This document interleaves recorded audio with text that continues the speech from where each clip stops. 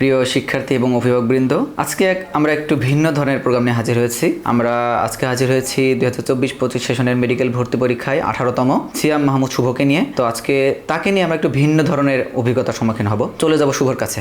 শুভ, কেমন আছো? আলহামদুলিল্লাহ ভাই, আপনি কেমন আছেন? হ্যাঁ, আলহামদুলিল্লাহ। তো আমরা যদি সরাসরি কোশ্চেনে চলে যাই, ছোটবেলা থেকেই তুমি পড়াশোনায় কেমন ছিল, বা তোমার ছোটবেলা থেকে পড়াশোনার জার্নিটা কেমন ছিল তোমার? ছোটবেলা থেকে আলহামদুলিল্লাহ আল্লাহ আমাকে তৌফিক দিয়েছে। আলহামদুলিল্লাহ মোটামুটি ভালো স্টুডেন্ট ছিলাম। আর ছোটবেলা আম্মু পড়াইতো আমাকে। তো ক্লাসে কোনো সময় আমার রোল 1 থেকে 2 যায় নাই, সবসময় রোল 1ই ছিল। পরবর্তীতে যখন 8-এ জিএসসি দিলাম, তখন 10 পরে বৃত্তি পেলাম, ক্লাস 10-এ জিপে 5 পেলাম এবং ইন্টারমিডিয়েটের পরে জিপে 5 পেলাম। তো আমার যে যদি আর্লি স্কুল লাইফ যেটা ছিল সেটা অনেক সুন্দর ছিল এবং সবসময় ফার্স্ট মেরিটের দিকে থাকতাম আর কি। মাশাআল্লাহ, খুবই ভালো। তো ডাক্তার হওয়ার স্বপ্নটা কখন দেখতে, বা কখন থেকে নিজের ভেতরে এই স্বপ্নটা তৈরি হয়েছে যে আমাকে ডাক্তার হতে হবে? ডাক্তার হওয়ার স্বপ্নটা মেইনলি শুরু হয়েছিল এসএসসির পরে। যেহেতু আমি যখন ক্লাস 9-এ উঠি 2020 সাল থেকে, তখন থেকে করোনা প্যান্ডেমিকের জন্য স্কুল কলেজ সব বন্ধ হয়ে যায়। তো ওই সময় স্কুলেও যাওয়া হয় নাই, ক্লাসও করা হয় নাই। তো ওই আমাদের অ্যাডমিশন বা ইউনিভার্সিটি সম্পর্কে তেমন কোনো ধারণা আমার ছিল না। কিন্তু পরবর্তীতে যখন করোনা চলে যায় আর আমাদের ক্লাস শুরু হয়, আমাদের পরীক্ষা হয়, তখন আস্তে আস্তে জানতে পারলাম না যে আমাদের এরপর পরবর্তীতে এসএসসি এইচএসসি পরবর্তীতে আমাদের কেরিয়ার নিয়ে ভাবতে গেলে অনেক বিশ্ববিদ্যালয় আছে, ইউনিভার্সিটি আছে, বুয়েট আছে, মেডিকেল আছে। তো এগুলোতে ভর্তি পরীক্ষা দিতে হয়। তো যখন এইগুলো সম্পর্কে জানলাম এসএসসির পরে, তখন আমার মনে আর কি একটা স্বপ্ন জাগলো, না আমি ডাক্তারি পেশার দিকে যাব। তো পরিবারের কারো ইনফ্লুয়েন্স ছিল কিনা, নাকি নিজে থেকেই স্বপ্ন দেখতে যে আমাকে ডাক্তার হতে হবে? না, পরিবারের ইনফ্লুয়েন্স ছিল। ইনফ্লুয়েন্সটা কিভাবে ছিল, আমি ক্লাস 10-এর এসএসসির পরে যখন আমার মনে একটু ভালো লাগা কাজ করলো ডাক্তারের প্রতি, তখন আমার আম্মু আব্বুকে আমি জানালাম এটা। তো ওরা অনেক খুশি হয়েছিল শুনে যে না, তুমি ডাক্তারিতে যাবা, আমরা তোমাদের সাপোর্ট করি। ওরা সম্পূর্ণ সাপোর্ট ছিল। ওরা একবার অন্য কিছু বলে না যে তুমি এখানে কেন যাবা।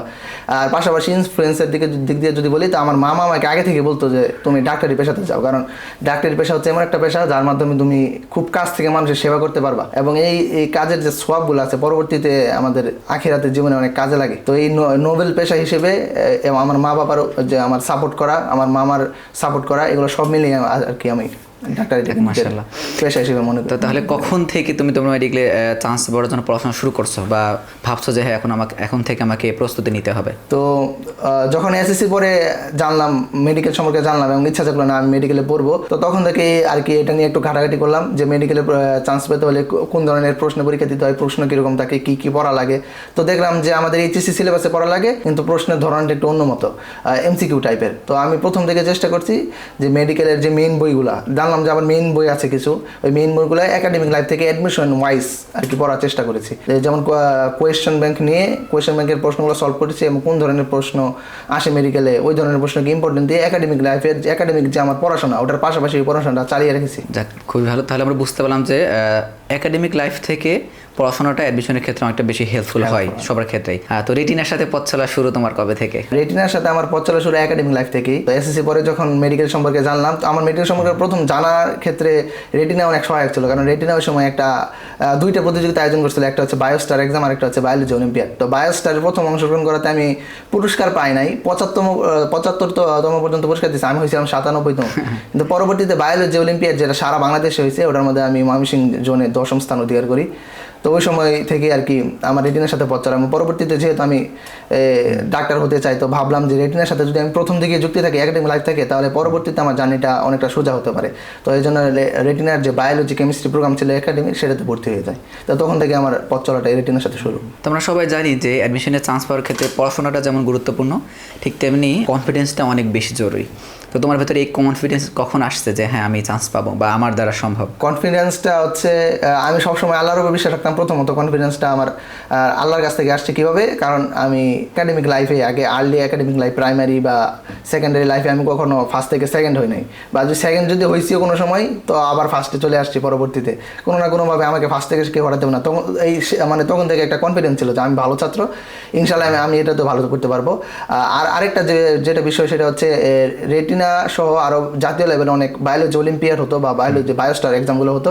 তো এগুলোতে আমি অংশগ্রহণ করছি এবং এগুলোতে অনেক পুরস্কার পাইছি এবং ভালো ভালো মেরিট পুরস্কার পাইছি। তো তখন থেকে আমার কনফিডেন্স গ্রো করা শুরু করলো যে না, আমি একটা ভালো কিছু করতে পারবো, যেহেতু এখানে ভালো কিছু করতে পারতেছি, তো অ্যাডমিশনও একটা ভালো কিছু হবে ইনশাল্লাহ। হ্যাঁ, তো আমরা ইতিপূর্বে তোমার কাছ থেকে বা অন্যদের কাছ থেকে অ্যাডমিশন নিয়ে অনেক কথা শুনেছি।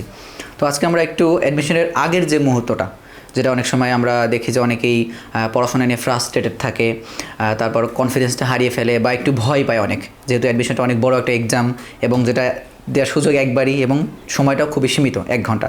তো ওই সময়টা তুমি কিভাবে পার করেছো যখন সবাই আর কি ফ্রাস্ট্রেটেড থাকে, ভীত থাকে? তো ওই সময়টা তুমি কিভাবে পার করেছো বা কিভাবে নিজেকে ধরে রেখেছো পড়াশোনায় এবং কনফিডেন্সে? ওই সময়টা আসলে অনেক বেশি ফ্রাস্ট্রেটেড, মানে হতাশাজনক থাকে। মনে হয় যে না, আমি মনে হয় এই সারা বছর কিছু বললাম না, কিছু মনে থাকে না। আসলে মেডিকেলের পড়াশোনাতে এত বেশি সবগুলা আমাদের মাথায় থাকে, কিন্তু আমাদের কাছে মনে হয় লাস্টে যে আমাদের মাথায় কিছুই নেই। তো আমার ওইরকম হয়েছে, অনেক বেশি হতাশা আসছে, ফ্রাস্ট্রেশন আসছে, ডিপ্রেশন আসছে। তো কিন্তু এগুলোকে আমাকে কাবু করতে দেয় নাই। আমার মা বাবা আমাকে সবসময় উৎসাহ জুগিয়েছে, আমার মামা ছিল, ওরা সবসময় বলছে তুমি পারবে, তুমি যেহেতু একাডেমিক লাইফে সবসময় ভালো ভালো রেজাল্ট করেছো, গোল্ডেন পাইছো এই জেএসসি এসএসসিতে এইচএসসিতে, তো তাহলে এটাতেও চান্স পাবা, কোনো সমস্যা হবে না, আল্লাহর উপর বিশ্বাস রাখো। তো তখন আল্লাহর উপর বিশ্বাস রাখছি এবং ওই বিষয়টা আর কি ওদের সহযোগিতা ওভারকাম করতে পারছি। এবং নিজের ভিতরেও একটা বিষয় কাজ করেছে যে না, আমি যদি এখন হতাশ হয়ে যাই তাহলে আমি যতটুকু আমার এফোর্ট দিতে পারবো বা যতটুকু আমি ফলাফল পাবো এর চেয়ে আরও খারাপ হয়ে যাবে আমি যে অবস্থায় আছি। কিন্তু আমি যদি হতাশ না হয়ে যদি লেগে থাকতে পারি তাহলে আমাদের বর্তমান অবস্থা থেকে একটা ভালো রেজাল্ট আসবে। তো এই মা বাবার উৎসাহ, আল্লাহর উপর বিশ্বাস এবং নিজ থেকে নিজেকে মোটিভেশন করা, এই দিকগুলা দিয়ে আমি ওই যে অ্যাডমিশনের ঠিক আগে আগে যে ডিপ্রেশনগুলো আসে, ফ্রাস্ট্রেশনগুলো আছে, সেগুলো পার করতে পেরেছি। তো স্পেসিফিক যদি কোনো ঘটনার কথা বলি বা কাউকে ইন্ডিকেট করে বলি, তো তুমি যখন তুমি হতাশ হইতে বা তোমার মন খারাপ লাগতো বা ভয় কাজ করতো, তুমি কাকে বলতে বা কার কাছ থেকে সাহস নিতে? তুমি? আমি আম্মুর সাথে অনেক ফ্রি ছোটোবেলা থেকেই, যে আম্মু আমাকে ছোটোবেলা থেকে পড়াইছে। পরবর্তীতে এসএসসিতে যখন আসছি তখন আর পড়ায়নি, কিন্তু আমার পুরো ছোটোবেলার যে বিল্ডিং, আমার লাইফটা বিল্ড করে দিয়েছে পড়াশোনার ক্ষেত্রে, সম্পূর্ণটা হচ্ছে আমার আম্মুর এক হাতের অবদান। তো সবার প্রথমে যে সময় হতাশা আসতো আমার আম্মুকে বলতাম, আম্মুকে জড়ায় ধরে বলতাম যে আমি তো ভয় পেয়েছি, আমার কি হবে? তো আম্মু বলতে যা হবে ভালো হবে, তুই যে মেডিকেলের চান্স নাও বাস, তাও কোনো সমস্যা নাই, চান্স পাওয়া বড় কথা নয়, কিন্তু তুই যে পরিশ্রম করতেছ, লেগে রয়েছ, এটাই হচ্ছে বড় কথা। এই পরিশ্রম করলে আল্লাহ একভাবে না একভাবে তোর সফল করবে। হয়তো মেডিকেলের চান্স দিবে না, কিন্তু তোর জন্য মেডিকেল কল্যাণ না হবে না, তখন অন্য একটা জায়গায় কল্যাণময় হবে। আল্লাহ যেখানে কল্যাণ রাখছে ওখানে যেন হয়। আমি চাই না তুই মেডিকেলে চান্স পাস, আমি চাই যে তোর যেখানে আল্লাহ কল্যাণ রাখছে, সাকসেস রাখছে, ওইখানে তুই চান্স পাস। তো ওই বিষয়টা হচ্ছে আর কি অনেক বেশি মোটিভেশন দিত আমাকে, এবং এই সাপোর্টটা অনেক কাজে লেগেছে আমার। আলহামদুলিল্লাহ, আমরা সবাই জানি যে আমাদের সর্বপ্রথম আশ্রয় কি বাবা মা, তাই না? হ্যাঁ।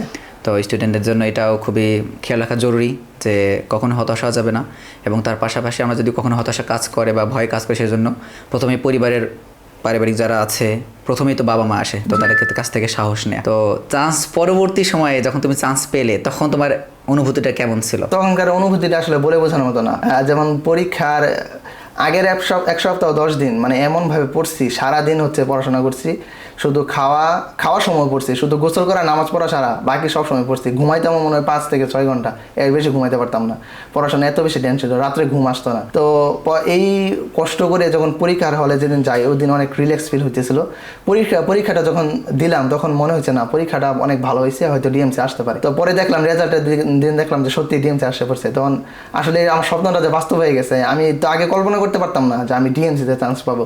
এই বিষয়টা আসলে এই অ্যাডমিশন জার্নিতে কেউ বিশ্বাস করে না, কিন্তু যখন it's always seems impossible until it's ডান, মানে এটাকে যতক্ষণ না হয় ততক্ষণ বিশ্বাস হয় না। তো আমার এইরকম হয়েছিল, যতক্ষণ রেজাল্ট না পাইছি ততক্ষণ বিশ্বাস হয়নি, যখন মানে রেজাল্ট হয়েছে তখনই আর কি বিশ্বাস করছি যে না হয়েছে আমার রেজাল্টটা।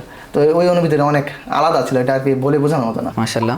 তো এখন তোমরাই আমাদের জাতির হিরো, ইনশাল্লাহ তোমরা এই দেশকে লিড দিবা এবং দেশের সেবায় কাজ করবা।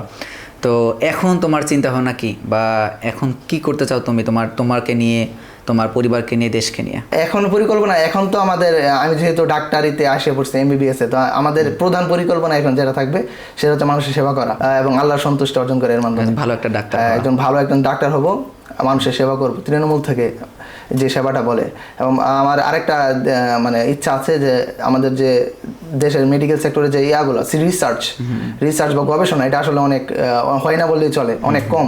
তো আমি চাইতেছি, আমার স্বপ্ন হচ্ছে আল্লাহ যদি তৌফিক দেয়, ইনশাল্লাহ আমি এই গবেষণা ক্ষেত্রে একটা ভালো অবদান রাখতে চাই, যাতে বাংলাদেশ চিকিৎসা ক্ষেত্রে যদি পিছিয়ে না পড়ে, নিজস্ব গবেষণায় যেন আরও উন্নত চিকিৎসার ব্যবস্থা করতে পারে। তো এইটা হচ্ছে আমার স্বপ্ন, যে একজন ভালো ডাক্তার হবো, পাশাপাশি একটা অবদান রাখবো দেশের একটা স্বাস্থ্য খাতে, যে কোনোভাবে গবেষণা হোক বা যেভাবে হোক। ধন্যবাদ শুভ তোমাকে আমাদেরকে সময় দেওয়ার জন্য এবং তোমার লাইফের এই এক্সপিরিয়েন্সগুলো আমাদের সাথে শেয়ার করার জন্য।